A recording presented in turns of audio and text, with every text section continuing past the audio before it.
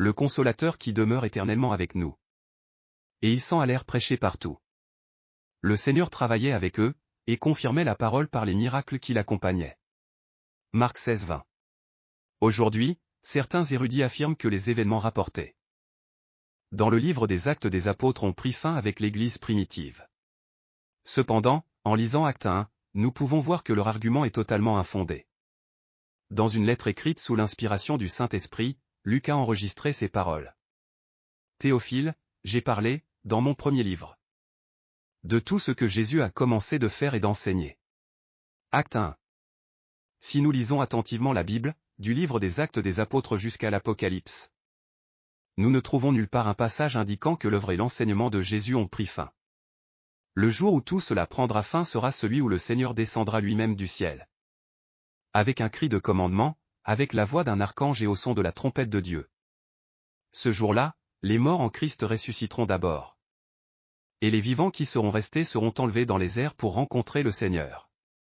C'est pourquoi, lorsque les disciples de Jésus sont sortis prêcher l'Évangile, les miracles et les signes ont accompagné leur message, confirmant la parole qu'ils annonçaient. Cette même œuvre continue encore aujourd'hui parmi nous. Le Saint-Esprit témoigne ainsi que Dieu est vivant pour toujours. Par conséquent, aujourd'hui encore, lorsque des pécheurs se repentent, ils reçoivent le salut, les malades sont guéris. Ceux qui sont sous l'emprise du diable sont délivrés. Et ceux qui sont plongés dans le désespoir reçoivent la joie et la paix. Le Consolateur, le Saint-Esprit, demeure avec nous pour accomplir ses œuvres.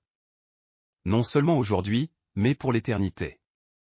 La Bible ne dit pas que le Saint-Esprit est avec nous pour une période limitée de 500 ans ou 2000 ans. Elle nous assure clairement qu'il sera éternellement avec nous. Ainsi, l'Esprit qui est descendu le jour de la Pentecôte est encore aujourd'hui à l'œuvre parmi nous, poursuivant le ministère que Jésus a accompli et enseigné. En ce moment même, présentons devant le Seigneur les problèmes qui pèsent sur notre cœur. Présentons-lui les difficultés de notre vie. Présentons-lui aussi les soucis de notre famille. Et regardons comment Jésus-Christ agit à travers le Consolateur, le Saint-Esprit. Si nous ouvrons notre cœur et confessons de notre bouche que Jésus agit parmi nous par son Esprit, alors le Saint-Esprit accomplira cela en nous. Alléluia!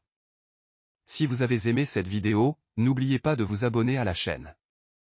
Que Dieu vous bénisse abondamment.